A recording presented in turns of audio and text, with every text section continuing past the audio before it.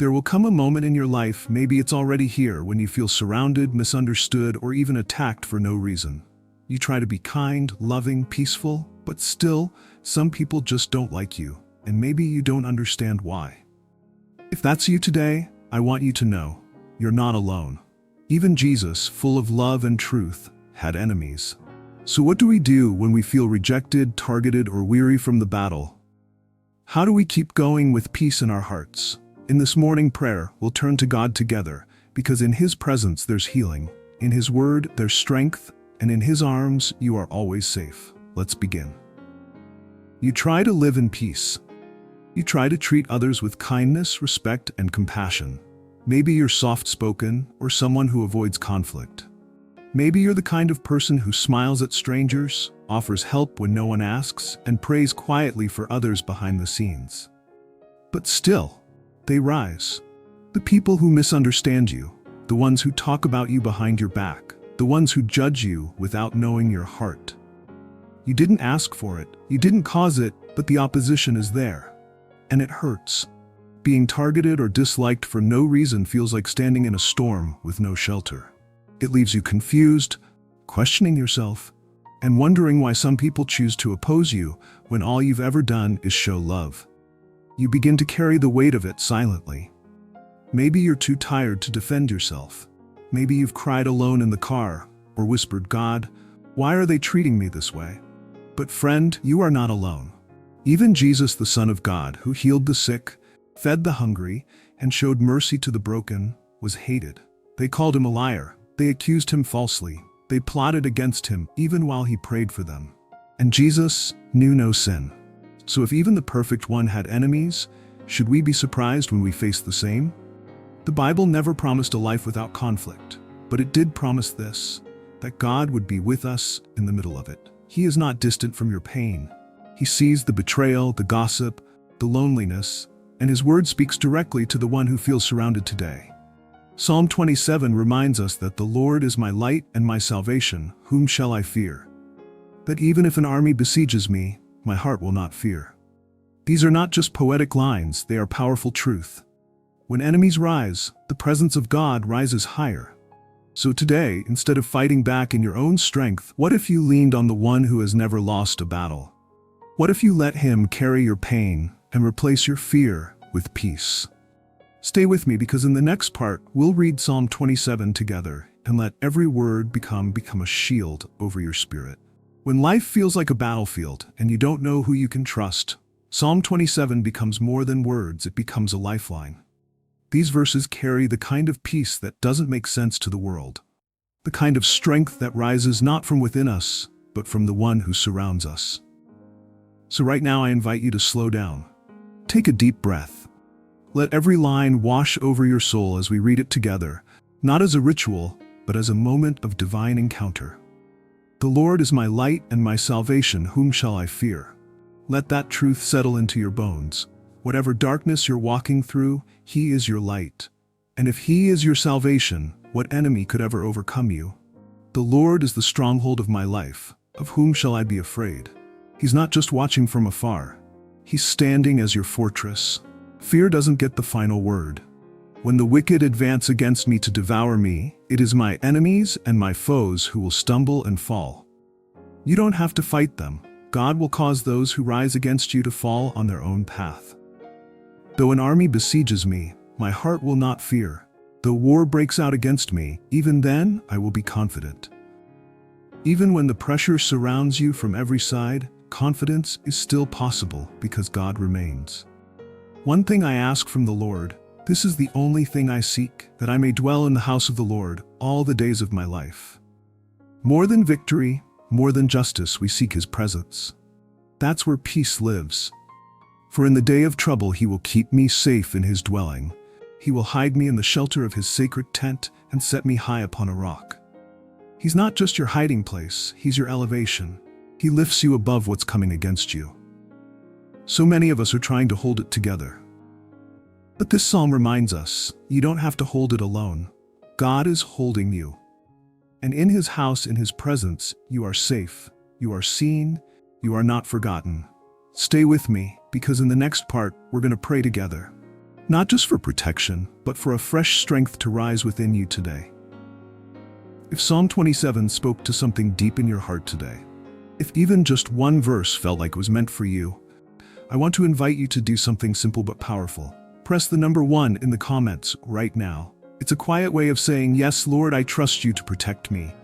I choose to believe you are my light, even in the dark." You don't have to explain. Just press 1 and let that be your silent prayer of surrender. You're not alone in this. We're standing together, heart to heart, faith to faith. If your heart whispered yes as we read Psalm 27, then let's carry that same spirit into prayer, because the God who promised to protect you is listening right now. Dear Lord Jesus, you are my light when I feel surrounded by darkness. You are my strength when I have none left to give. And today I ran to you, not with eloquent words, but with a trembling heart that needs your covering. You see the people who've turned against me, Lord. You know the pain I carry, the sharp words, the cold shoulders, the betrayal that I can't explain. And yet you are my refuge. You are the one who shelters me beneath the shadow of your wings. Lord, I don't want to waste my energy fighting battles you never asked me to fight. I don't want to retaliate, to defend, to prove myself. I want to rest in you, to trust that you go before me, that you are my defender. Your word says in Luke 6:27-28, "Love your enemies, do good to those who hate you, bless those who curse you, pray for those who mistreat you." This is not easy, Lord, but with you, all things are possible. Fill my heart with a love that doesn't make sense. Help me to respond to hate with gentleness, to fear with faith. Protect me, Jesus, not just from the attacks of others, but from bitterness that tries to grow inside me. Protect my mind, my peace, my joy. Give me strength to stand tall, even when I feel broken. Today I declare that you are greater than every battle I face. And I choose to rest in the truth that I am not alone, because you, Jesus, are with me. In your holy name I pray. Amen. Loving those who love us is easy. But what about the ones who wounded us? The ones who talked behind our backs, rejected our kindness, or made us feel invisible? After praying for protection and strength, this is the next challenge God gently places before us: to love even when it hurts. Lord Jesus, you never asked us to do what you haven't already done. You loved the very ones who nailed you to the cross. You forgave while you were bleeding. And now, you ask us to do the same, not by our own strength, but by the power of your Spirit within us. God, it's hard. Everything in me wants to hold on to the pain, the memory, the wall I built to protect myself. But you call me higher. You call me to love that person, not because they deserve it, but because you loved me when I didn't deserve it either. So Lord, soften my heart. Give me the kind of love that doesn't make sense. A love that's not based on fairness, but on grace. Let me see them the way you see them, not as enemies, but as people who are hurting too. Help me to forgive, not to excuse what happened, but to free my own soul. Fill me with compassion, not bitterness. Heal the parts of me that want to stay angry. And let your love flow through me in ways I never thought possible. Because in the end, love isn't weakness, it's warfare. And with you, love always wins. You've done all you can, you've prayed, you've tried to love, and yet the conflict remains. If your heart is weary, if the weight feels too much, maybe it's time to stop fighting in your own strength and let God take over. Lord, I surrender. I've tried to explain myself. I've tried to be strong. But now I lay it down, because your word in Psalm 35 says, "Contend, Lord, with those who contend with me. Fight against those who fight against me. You are my defender. You are the one who takes up my cause when I have no words left. So Father, stand for me, stand before me, stand behind me, surround me with your presence. Take hold of shield and buckler, draw out the spear and stop those who pursue me. Speak to my soul, I am your salvation, not just my helper, but my deliverer, my rescuer, my God. Lord, help me resist the urge to retaliate. Don't let bitterness take root in me. Instead, remind me that I don't have to fix everything, prove anything, or win every battle. I only need to trust you. Because you've never lost a fight. You don't grow tired.